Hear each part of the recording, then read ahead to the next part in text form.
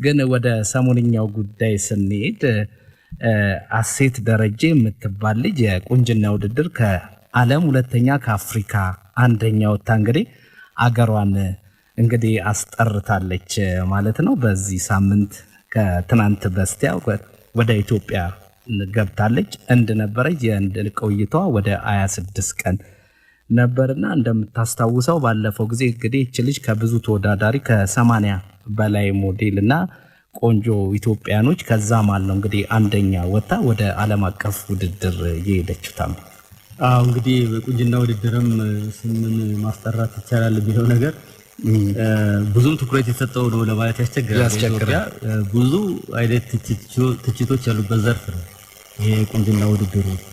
ግን እንደዛም ሆኖ በአፍሪካ ደረጃ የኢትዮጵያን ስም ማስጠራት በዓለም አቀፍ ደረጃ የኢትዮጵያን ስም ማስጠራት የሚቻልበት እድል ተፈጥሯል። ሀሴት ደረጀ ከአፍሪካ የሚስ አፍሪካ ተብላ ከአፍሪካ አንደኛ መሆኗ በጣም ትልቅ ነገር ነው። ወደ 109 ሀገሮች ናቸው የተሳተፉት በዚህ ውድድር ላይ እና ትልቅ ዓለም አቀፍ ትኩረት የሳበ በነገራችን ላይ ውድድሩ አሸናፊ ለሆኑ ሰዎች የተሰጠው ገንዘብ ሽልማትም እንዲሁ በቀላሉ የሚታይ አይደለም። እንግዲህ መረጃዎች እንደሚያመለክቱት ከሆነ ወደ $500,000 ሁለተኛ መጣች። እንግዲህ አግኝታለች ይባላል። የተረጋገጠ መረጃ ኖሮ ብዙ አይሆንም። እንግዲህ ይሄ ወደ ሀገራችን መምጣት ከቻለ የውጭ ምንዛሬ በማስገኘት በኩል እንግዲህ ራሱን የቻለ አንድ ገቢ እኮ ነው፣ አንድ ገቢ የምታገኝበት ነው። የዚያውን የአፍሪካ ሀገሮችን እንግዲህ የዚህ ሚስ ወርልድ የሚባለው የቁንጅና ውድድር በ2000 ዓመተ ምህረት በፈረንጆች የተጀመረ የቁንጅና ውድድር ነውና ከየአህጉሩ የሚደረጉ ውድድሮች ተሰብስበው መጀመሪያ በየሀገሮቻቸው ከዛ በኋላ በዓለም አቀፍ ደረጃ በተለያዩ ቦታዎች ላይ ሲከናወን እናስታውቃለን። እንግዲህ በኢትዮጵያ የመጀመሪያ ጊዜ በሚስ አፍሪካ ሆና መመረጥ የቻለችው በ2003 ዓመተ ምህረት ሀያት አህመድ ነች። ሀያት አህመድ በፈረንጆች 2003 ላይ ከአፍሪካ አንደኛ ወጣ። አይ ቲንክ በዓለም አቀፍ ደረጃ 6ኛ መሰለኝ የወጣችው። ከአፍሪካ ግን እሷ ብቸኛ ስለሆነች ሚስ አፍሪካ ሆና መመረጧ ይታወሳል። የዛን ጊዜ ይሄን ያህል የገንዘብ ሽልማት ስለመኖሩ እርግጠኛ አይደለሁም። ግን ውድድሩ ሲካሄድ ሂልተን ሆቴል ነበርኩኝ የሚስ ኢትዮጵያ ውድድር ሲካሄድ። ከዛም በኋላ አንዳንድ ውድድሮች ላይ ዳኛ ሆኜ የነበርኩበት ጊዜ አለ እስከ 2006 ድረስ ማለት ነው። እና አምለሰት ከዛ በኋላ አያት ተብሴ ከዛ ሰብለ መኮንን እነኚህ ልጆች ነበሩ በተከታታይነት ከአያት በኋላ በጣም በቁንጅና ውድድር እንግዲህ በዚህ ከቅርብ ዘመን በአያት አህመድ ነው የምትታወቀው። አንተም በብዙ የቁንጅና ውድድር ላይ ተገኝተሃል። ትዝ ካለ ደግሞ የአዲስ አበባ 125ኛው ዓመት ሲከበር ደግሞ አንተም ይሄንን ፓኬጅ ይዘህ እናወዳደር የነበረበት ነበር። አይን አለም የምትባል ልጅ አይ ቲንክ ልክ ነው አዲስ አበባ 2005 ላይ የአዲስ አበባ 135ኛ ዓመት ሲከበር የዛን ጊዜ ቁንጅና ውድድር አዘጋጅተን ነበርና ዛሬ ተሳትፈዋል። ይሄ እንግዲህ የሚስ ኢትዮጵያ ውድድር ከሌሎቹ በጣም የተለየ ነው። በሀገር አቀፍ ደረጃ አስቀድመው ውድድር አድርገው ነው ተመርጠው የሚሄዱትና መልክና ቁመና ላይ ብቻ የሚያተኩር አይደለም የቁንጅና ውድድሩ። ይሄ ሚስ ወርልድ የሚባለው የቁንጅና ውድድር ተክለስብና ራስ አስተሳሰብ ደረጃቸውን፣ ዕውቀታቸውን፣ ክህሎታቸውን ሁሉ የንግግር ችሎታቸውን የሚያሳዩበት የውድድር መስክ ነው። ምናልባት ሀሴት ደረጀም እንግዲህ እዛው ራሷ ስታስተዋውቅና ስለ ኢትዮጵያ ገለጻ ስናደርግ እንደተመለከተው ከሆነ ጥሩ የእንግሊዝኛ ቋንቋ የመናገር የመረዳት ችሎታ እንዳላት ታይቷል። ምናልባት ኢትዮጵያውያኖች የመልክ የቁመና ችግር አለባቸው ለማለት ያስቸግራል። የቋንቋ ችግር ሊሆን ይችላል ከሚስ ወርልድ እና በእንደዚህ አይነት ዓለም አቀፍ የቁንጅና ውድድር ላይ እድል ብዙ እንዳያገኙ የሚያረጋቸው። ምክንያቱም ከሀያት አህመድ ቀጥሎ የመጡትን ሁሉም ብንመለከት ሁሉም በተሻለ መልክና ቁመና ላይ ያሉ ወጣቶች ሴቶች ነበሩ። ግን ብዙም ውጤት አልተገኘም። ከ2003 እስከ 2025 ድረስ ወደ 22 ዓመት አልፎናል። በጣም ረጅም ጊዜ። ባለፈው ታስታውስ ከነበረ የኢትዮጵያ ብሔራዊ ቡድን ወደ አፍሪካ ዋንጫ የተመለሰው ከ31 ዓመት በኋላ ነበር እና እንደ ልዩ ነገር ሲታይ ነበር እና ይሄም እንደ ቀላል የሚታይ አይደለም። ከ22 ዓመት በኋላ ነው ኢትዮጵያ ወደ መድረኩ የተመለሰችው። አክቹዋሊ ወደ መድረኩ ተመልሳለች ለማለት በአሸናፊነት ከዛ መሀል እኮ ይሄዳሉ ብዙዎቹ እኮ ይሄዱና ይወዳደራሉ፣ ግን ብዙም ውጤት እየተገኘ አልነበረም። አሁን ስታቲስቲኩን ስንመለከት ወደ ኋላ መለስ ብለን ከ2000 ዓመተ ምህረት እስከ 2025 ዓመተ ምህረት ድረስ እንግዲህ አፍሪካ ውስጥ እንግዲህ የምትመራው እስካሁን ድረስ ባለው ሁኔታ ሁለት ሀገሮች ናቸው፣ አንጎላ እና ኬንያ ናቸው። አዎ ግን ያው ቁንጅና መስፈርት ውስጥ እንዳወጣ ያው ለሀገራችን እንትን እንዳንል ብዙ ቆነጃጅቶች አሉ እንደተባለው አንዳንድ ትንሽ የቋንቋ ችግር ነው እንጂ በጣም እንግዲህ ኢትዮጵያ ብዙ ጊዜ ልትመራው ትችላለች። እሱ ነው ችግሩ። እንግዲህ የኬንያን ውበት ለኛ ምን ያህል እንደሆነ መገመት ይቻላል ከኛ ሴቶች አንፃር ማለት ነው። ግን የቅድም ያነሳናቸው ሌሎች መለኪያዎች አሉ። የቋንቋ ችሎታዎች፣ ራስን የመግለጽ ችሎታዎች፣ ክህሎቶች በጣም አስፈላጊ ናቸው። ሌሎቹንም ሀገሮች አሁን እዚህ ላይ ስንመለከት በእንግሊዝኛ ቋንቋ የሚጠቀሙ ቅኝ የተገዙ ሀገሮች ናቸው። የቋንቋቸው ላይ ጥያቄ የምታነሳ አይደለም። ለምሳሌ ኬንያ እና አንጎላ 3 ጊዜ አሸንፈዋል። ሚስ አፍሪካ መባል ችለዋል። ከዛ ሌላ ሳውዝ አፍሪካ እና ናይጄሪያ 2 ጊዜ አሸንፈዋል። 2 ጊዜ አሸንፈዋል። ከዛ በመቀጠል ጋና 1 ጊዜ አላት። ዩጋንዳ 1 ጊዜ አላት። በአፍሪካ ደረጃ ነው። ሚስ አፍሪካ የምናወራው ስለ ሚስ አፍሪካ ነው። በዓለም አቀፍ ደረጃ እርግጠኛ አይደለሁም። ናይጄሪያ እንዳሸነፈች ትዝ ይለኛል። ሚስ ወርልድ 1 ጊዜ ከአፍሪካ እንዳለ ዋናውን አሸናፊ ማለት ነው። ከአፍሪካ አንደኛ በመውጣት ግን እነኚህ ሀገሮች ይጠቀሳሉ። ቦትስዋና 2 ጊዜ አሸንፋለች እንደ ናይጄሪያ ማለት ነው። ኮት ዲቯር 1 ጊዜ አላት እንደ ታንዛኒያ ማለት ነው። እና በተለይ አንጎላ ከ2006 እስከ 2008 ድረስ በተከታታይ 3 ዓመታት የአንጎላ ቆንጆዎች ናቸው። በጣም ነው የሚገርም። በነገራችን ላይ ታሜ ስታነሳ በዚህ አሴት ደረጃ የወጣችበት ከኢትዮጵያ የመገኘት እድሉ አጋጥሞኝ ነበር። እዚህ ቦናንዛ አዲስ ሆቴል ቦሌ የሚገኘው ከ80 በላይ ነው። ከዛኛ የተገኘንበት የመጨረሻው ላይ 50 ቆነጃጅቶች ነበሩ። በጣም ራሳቸውን መግለጽ በቋንቋ በደንብ የበለጸጉና በደንብ የተማሩ ናቸው። እጅግ ደስ ነበረ። ከ1 እስከ 5 የወጡት በጣም ትልቅ ፉክክር ነበር የዛለት ማታና አሴት ደረጃ ወጣለች። በጣም ዳኞች ሁሉ ብዙ እንትን ነበርና አከራክሮ ነበር። እሷም ደግሞ እንግዲህ እዚህ ራሷን ስገልጽ አይታታል። እንግዲህ ሚስ ወርልድ ላይ 2ኛ ወጣለች። ጥሩ እንግዲህ በሀገር ውስጥ መጀመሪያ የሚደረገው ውድድር በፍትሃዊነት በሀቅ ላይ ተመስርቶ ከሆነ የሚከናወነው ውጤት ወደፊት ሊመጣ ይችላል። አንዱ ትልቁ ችግር ምንድነው? እንደሚታወቀው የቁንጅና ውድድር አወዛጋቢ ነገር አለው። ለአንዱ ቆንጆ የሆነ ሌላው አይደለም። ግን ክራይቴሪያዎቹ መልክና ቁመና ላይ ብቻ የሚያተኩሩ አይደለም። ቅድም እንዳልነው ራስን የመግለጽ ኮንፊደንስ መድረክ ላይ ያለ የምትገልጸው ነገር ነው። አሁን ደረጃ ኢትዮጵያ ዲናት የቡናዋን ስታነሳ ነበር፣ የተለያዩ ስለ ኢትዮጵያም ስትገልጽ ነበርና በጣም ደስ የሚል ነበር። በደንብ ልጆቹ ብዙ ያነበቡና ብዙ ግንዛቤ ያላቸው ከሆነ በተለይ መድረክ ላይ ራሳቸውን የመግለጽ ችሎታ ካላቸው ውጤታቸው በጣም የተሻለ ይሆናል።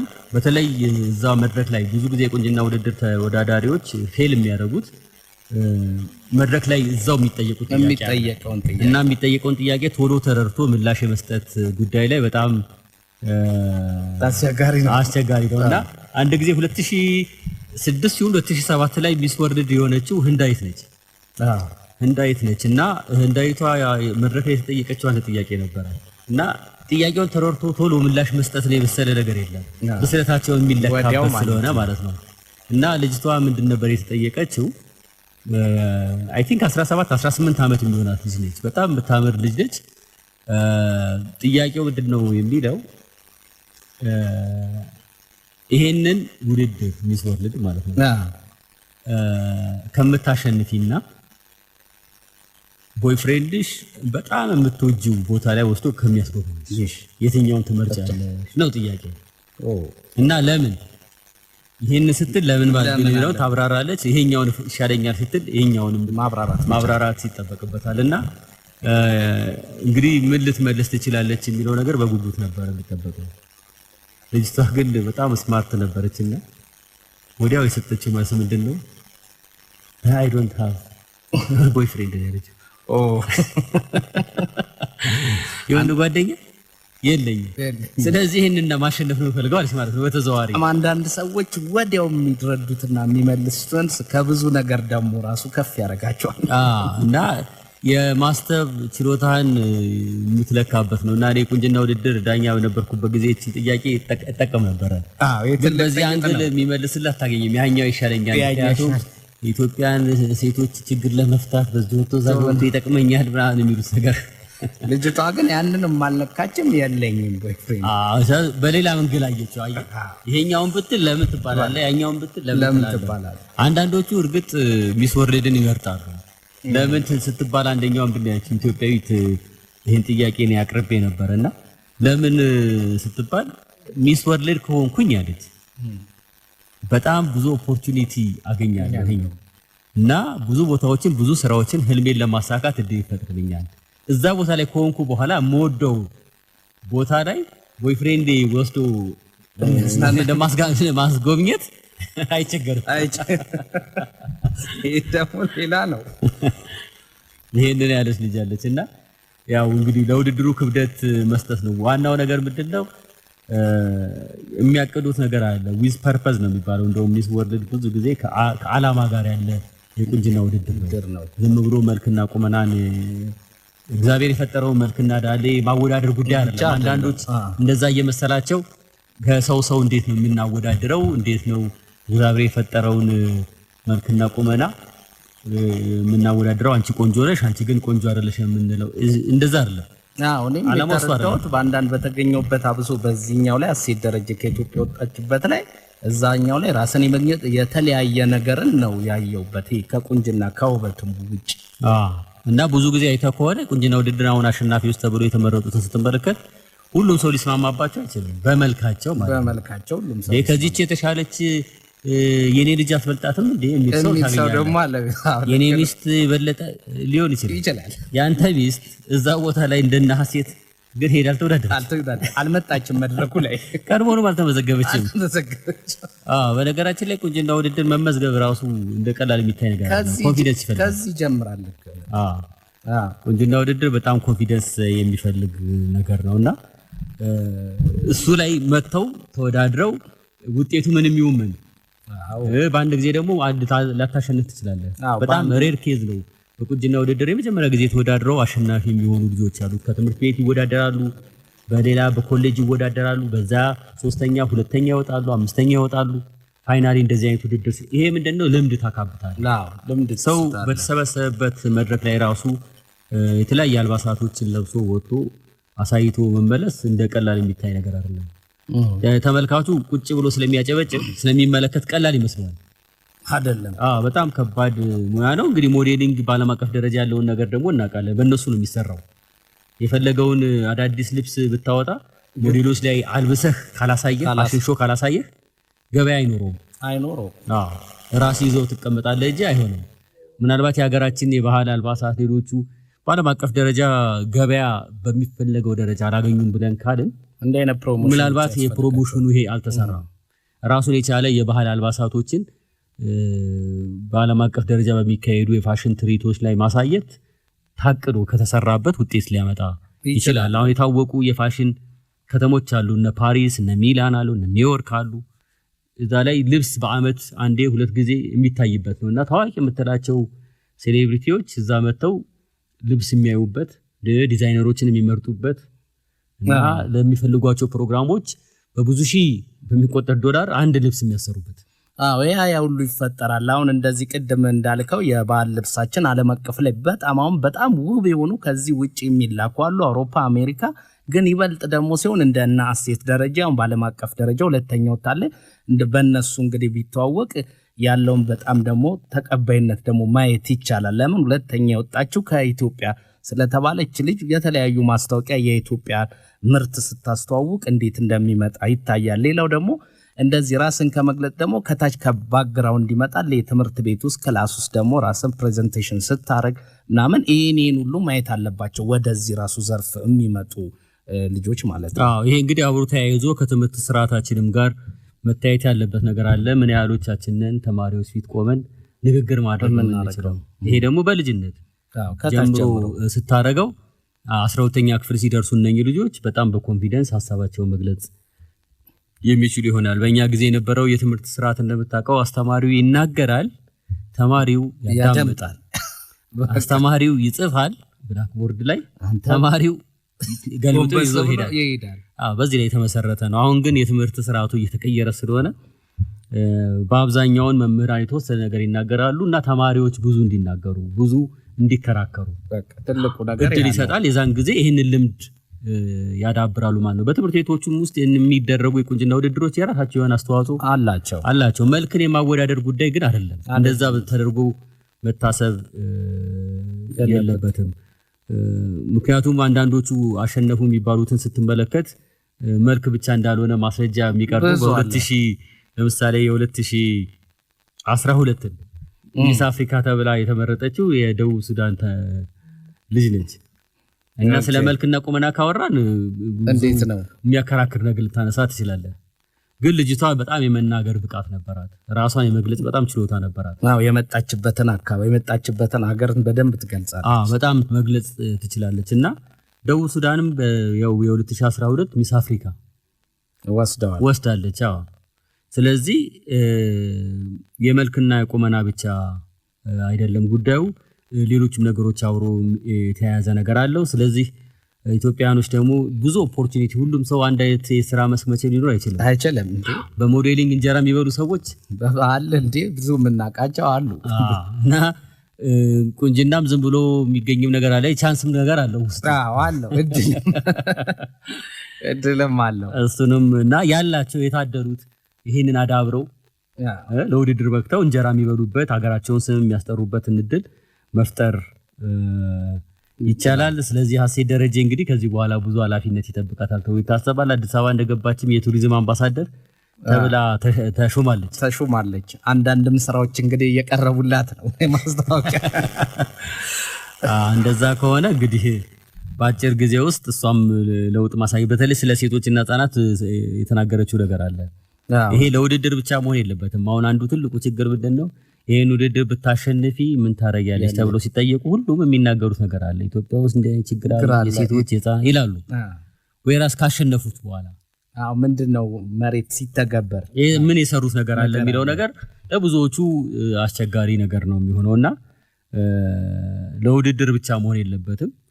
እርግጥ የሷ ብቻ ኃላፊነት በግሏ የኢትዮጵያ እናቶች ህፃናት ችግር ትቀርፋለች ተብሎ አይታሰብም። ግን ማስተባበር ላይ በበርታት ትችላለች። አሁን ለምሳሌ አያት አህመድ በነበረችበት ጊዜ HIV ላይ ብዙ ነገሮችን ሁሉ ሰርታለች። እሷ የነበረችበት ጊዜ ኢትዮጵያ ውስጥ እንግዲህ HIV ስርጭት በጣም ከባድ የነበረበት ጊዜ የዛሬ 22 ዓመት ማለት ነው።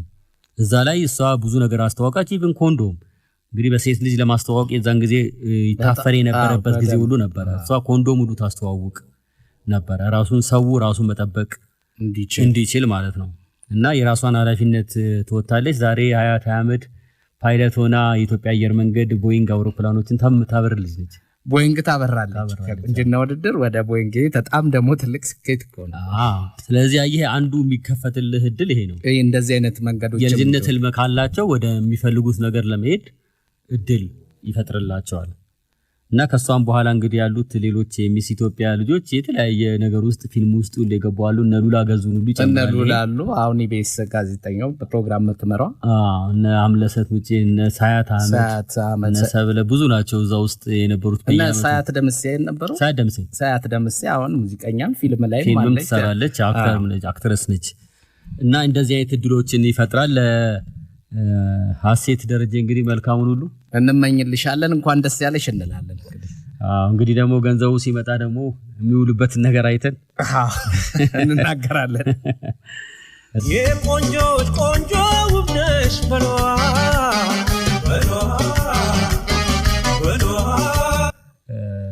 ያው ሞዴሎች አስፈላጊዎች ናቸው። ሞዴል በሌላው ዓለም እንደዚህ ስለሚያስፈልግ ያው ዓለምን ትቀላቀላለህ። ይሄንን ለሚፈልግ ሰው የሚፈልግ ነው። ለሚፈልግ ነው። አሁን የግድ እያንዳንዱ ሰው በዚህ ውስጥ ማለፍ አለበት ማለት አይደለም። ማልፋል እንጂ በመስፈልግ ክራይቴሪያውም ይጥልሃል እንጂ። አሁን ብዙ ጊዜ አይተው ከሆነ በሴቶችም ቢሆን የቁንጅና ውድድር የሚቃወሙ ሰዎች የሚችሉት አይደሉም። ይሄን ጥያቄ የሚያነሱት የማይችሉት ናቸውና የወንዶች ቁንጅና ውድድር ሪሊ ወንድ ልጅ መታወቅ ያለበት በሌላ ጉዳይ ነው በጥንካሬ በስራው ነው መሆን ያለበት ግን ቁንጅና ውድድሩ ምናልባት ለሞዴሊንግ መድረክ የሚፈጥር ከሆነ ነው የሚያንዳንዶቹን አይተህ ከሆነ ሞዴል የመሆን እድል አላቸው ትልልቅ ብራንድ ያላቸው አልባሳቶች ያስተዋውቃሉ ለሱ ሊያስተዋውቁ ይችላሉ ሌሎችም እድሎች ያገኛሉ ፊልሞችም አሉ ድራማዎችን ይሰራሉ ወደ ኪነ ጥበቡ ዓለም ዘው ላይ ይገባሉ ብዙዎች አሁን ደግሞ አገራችን ላይ እንደምትመለከተው ፊልሙ በአብዛኛው ነው የተያዘው ከፋውንማ መልክ እንደቆመና ባላቸው ሰዎች ነው እኛን ማን ይፈልጋል ወይ እኮ ምንምና የእውነታ ስለሆነ ይሄንንም መቀበል ያለባቸው ሰዎች አሉ እሱም መቀበል ነው ምክንያቱም የሰው ልጅ አንድ አይነት ሆኖ አልተፈጠረም እንደ ሁሉ ባህሪ እንደ መልካ ሁሉ ይለያያል እና ከአንዳችን ለውጥ አለን እና እሱ ማተኮር ነው የግድ እኔ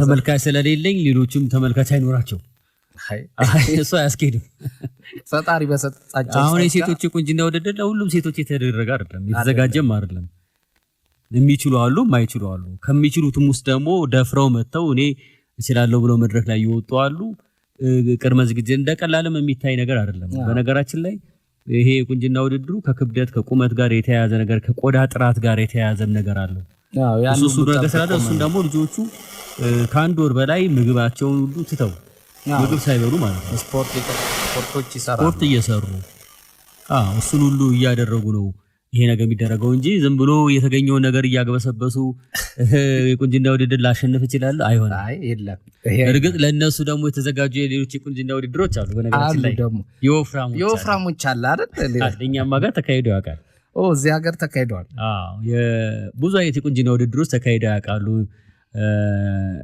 አንደኛው የወፍራም ሴቶች የቁንጅና ውድድር ተካሂደው ያውቃል ያገቡ ሴቶች የቁንጅና ውድድርም አለ በነገራችን ላይ ያገቡ ሴቶች የቁንጅና ውድድር በዓለም አቀፍ ደረጃም ይከናወናል እና በጣም ትገረማለህ አንዳንዶቹ ጭቅጭቅ ያስነሳሉ አግብታ ወልዳ መጣ ስትወዳደር እቺማ ትዳር ምን ይላል እንጂ እቺ ከነሱ ጋር ትወዳደር አትችልም ባል ዝም አይልም እኮ ባሎቻቸውማ ኢንከሬጅ ያደርጋሉ እነሱም እንትን ይላል ግን ትልቁ ችግር በድለው ያው እንግዲህ አንተ ሚስትህ መድረክ ላይ ወጣ እንደዛ ስታረቅ ቁጭ ብለህ ለማየት እና እንግዲህ ተሸነፈች መባል ይችላል ወይ ዶንት ኖ የዞሮ ዞሮ አንደኛ ወጣ ካለ 11ኛ የሚወጣ ሰው ይኖራል የ11ኛዋ ሴት ባል መሆንህ ሽንፈቱ እንግዲህ አብሮ ሁለቱም ጋር ይመጣል ብዙ ጊዜ ውድድሮች ላይ እንደተመለከትኩት ከሆነ የቁንጅና ውድድር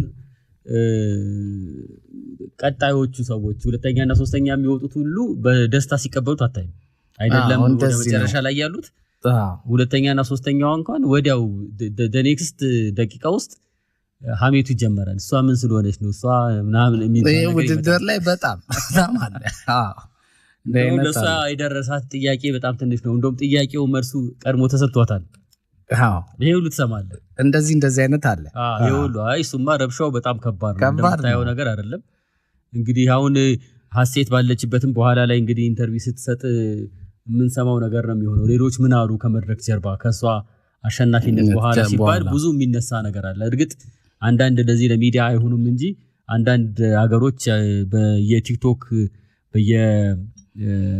ኤክስ ገጻቸው ላይ የሚጽፉት ነገር አለ ኢትዮጵያን ከሌላ ጉዳይ ጋር በማያያዝ ለዛ ማበረታቻን የሰጧት የሚልም ነገር አለ which means አልተበለጥንም ነው ነገሩ እኛ ነጭ ነን እኛ አልተበለጥንም ነው በአፍሪካን በኢትዮጵያ ብዙ ጊዜ እንደዚህ ነገር አለው ግን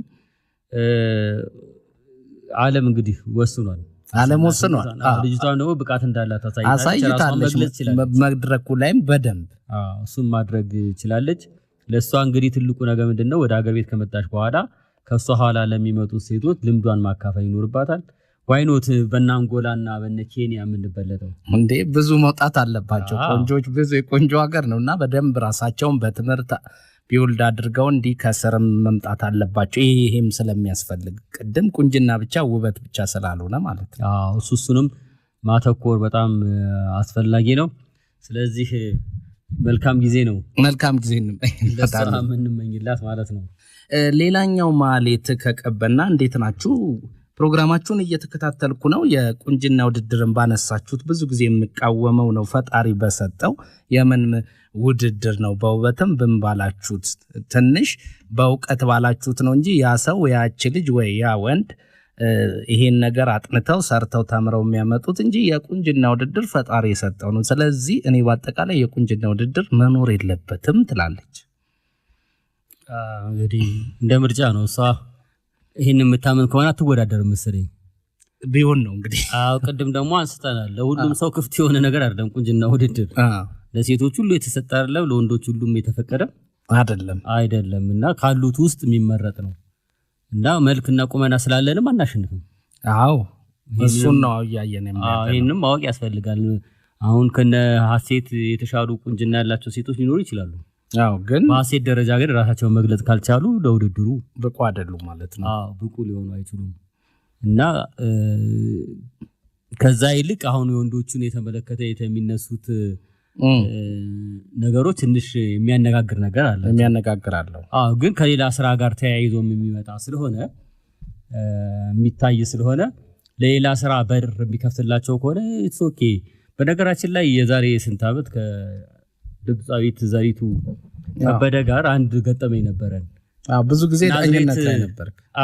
ናዝሬት ለቁንጅና ውድድር ዳኛ እሷ የዛን ጊዜ ካሴቷን ካወጣች 1 ዓመት 2 ዓመት በኋላ 99 ሊሆን ይችላል 98 ከዛ ተጋብዘን በዳኝነት እንሄዳለን ናዝሬት እና ዘሪቱ በነገራችን ላይ የቁንጅና ውድድር የወንዶችንም የሴቶችንም ተቃውማለች እንኳን የወንዶቹም በዛን ጊዜ እንግዲህ አሁን ያቋም ለውጥ አምጣ ከሆነ አላውቅም። ዳኛ በነበርንበት ጊዜ ግን የቁንጅና ውድድሩ ላይ እሷም ዳኛ ነች፣ እኔ ዘሚየኑስ ምናምን እንደዚህ ነበር ዳኛ ሆነንና መጀመሪያ የሴቶች ቁንጅና ውድድር ይደረግና ከዛ በመሃል ደግሞ የወንዶች ቁንጅና ውድድሩ ይቀጥላል። ከዛ ውጤት እየተደረገ ከ25 ገደማ ናቸው ይመስለኛል ወደ 15 ከ15ቱ ወደ 7 ከዛ ወደ 5 እንደዚህ ተደርጎ ነበር የሚሄደው እና ምንድነው የዛን ጊዜ ቁንጅና ውድድር የተለያየ የተዘጋጁ ጥያቄዎች አሉ። ከዛ በኋላ ደግሞ የዳኞች ጥያቄዎች አሉ እና የዳኞችን ጥያቄዎች እዛው የምጠይቀው ነው እዛው እንዲመልሱት የሚደረግ ነገር ነው እና የወንዶቹ ሲመጣ እንዳይተረዳውት ከሆነ የናዝሬት ከተማ ልጆች የወንዶቹ የቁንጅና ውድድር በጣም በቃ በቲፎዞ ነበር ሴቶቹ ይልቅ እና አንድ ልጅ አለ ቁመቱ ትንሽ አጠር ያለ ልጅ ነው። አይኔ ላይ ያለ ልጁ በጣም መድረክ አያያዘው መድረክ ላይ አመጣጡ ገና ብቅ ሲል ቲፎዞንም ይዞ መጥቶ ይባላል መድረክ ይችላል። ከዛ እንደዛ ያለ 5 ውስጥ ገባ ማለት ነው። ከዛ ጥያቄ 5ቱን ለመለየት ጥያቄ ጠይቁ ሲባል ሁላችንም አንዳንድ ጥያቄ ስንጠይቅ ለዘሪቱ እድሉ ተሰጠ። ከዛ ዘሪቱ ምንድነው የጠየቀችው የነበረው የዛን ጊዜ የቁንጅና ምንድነው ያለችው ቃል በቃል ማለት ነው በድህነት አረንቋ ውስጥ ባለች ሀገር ውስጥ የወንዶች የቁንጅና ውድድር መደረግ አለበት ብለህ ታምናለህ? ከተደረገ እንዴት? ከተዘጋጀስ በማን አለችው። ይሄንኛው ልጅ ይሄን ልስትለው አለ ሰው። ከዛ ልጁ ማይክል ሲሰጠው ጥያቄው እንድገምልኝ አለ። አሁን ምንድነው አንዳንድ ስማርቶች ናቸው እንደዚህ ቁንጅና ውድድር ላይ ጥያቄ ድገምልኝ ስትል ማሰቢያ ጊዜ ስጡኝ ነው። ገብቶ ጥያቄው ሰምተዋል ግን ምን ልመልስ ነው ለማለስ። ከዛ እንደገና ጥያቄው እንድገምልኝ ስላጊዜ በድህነት አረንቋ ውስጥ ባለች ሀገር ውስጥ የወንዶች የቁንጅና ውድድር መደረግ አለበት ብለህ ታምናለህ? ከተደረገስ እንዴት? ከተዘጋጀስ በማ አለችው ስትለው ማይክ ተሰጠው። ከዛ ጫጫታው ነገራቸው አይባላል። ከዛ በኋላ ዝም በሉ ተባለ በማይክ ምናምን ነገር። መድረኩን በነገራችን ላይ የምትመራው መቅደስ ጸጋዬ ነች። ናዝሬት ልጅ ነች እና እሷም ቁንጅና ውድድር ተወዳዳሪ ነበረች በወቅቱ። ከዛ ቀረም ብሎ ማለት ነው ያንን መድረክን እሷ ነበረች የምትመራውና ጸጥ አስባለችና ማይክ ተሰጠው ማለት ነው። አሁን ጸጥ አላደራሹ ምን ሊመልስ ነው እንግዲህ። አንደኛ ተቋሚ ነሽ ብዬሃለሁ ዘሪቱ እና ለመጣል ፈልጋለች። አሁን ልጁ ልክ ሲሰጠው ምን አለ ማይኩን ተቀበለና አመሰግናለሁ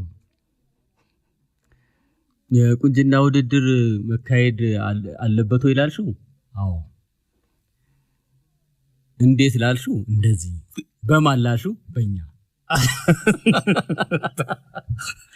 የሚገርም ቀለጥ አዳራሹ አለ። ልጅ አሸነፈ። ይገርማል። አሸነፈ።